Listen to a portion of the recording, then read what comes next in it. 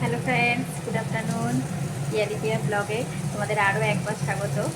তো দেখো, স্নান পুজো টুজো সেরে আর চলে এসেছি রান্নাঘরে।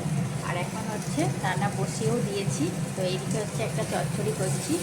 চিংড়ি মাছ এনেছে বর, সেহেতু চিংড়ি মাছ দিয়ে আর ওই খোড়ো কচু, ছোটো ছোটো যে খোড়ো কচু হয় সেই কচু দিয়ে, আর হচ্ছে পটল ছিল, পটল দিয়ে একটা চচ্চড়ির মতো, পাঁচমিশালি চচ্চড়ির মতো করছি।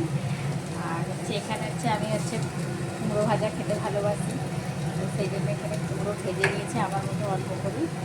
আর এখানে হচ্ছে মাছ কেটে দিয়ে রেখে দিয়েছি, এটা হচ্ছে ঝাল করবো।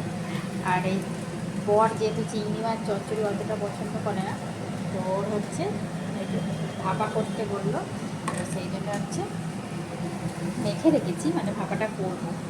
এই দেখো, দেখা যাচ্ছে না জানি, এই হচ্ছে। আর ভাত এখনও বসাইনি, বসাবার আজকে ছেলে স্কুলে গেছে, তো আজকে সেই 2:30টা নাগাদ, তার মধ্যে রান্না কমপ্লিট করতে হবে, তাড়াহুড়ো করছে।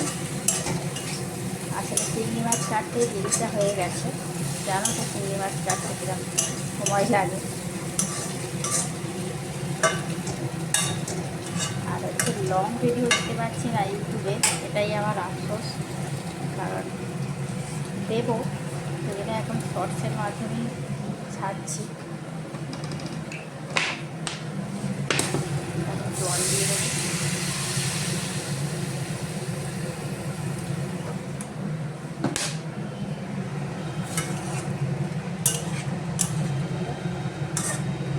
হালকা করে জল দিয়ে দিয়েছি, এবার হতে থাক।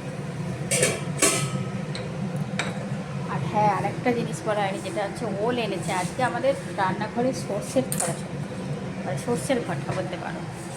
তো ওল এনেছে, ওলটা হচ্ছে ভাতে দিয়ে দিয়েছি, ওটাও হচ্ছে সর্ষে বাটা দিয়ে মাখবো।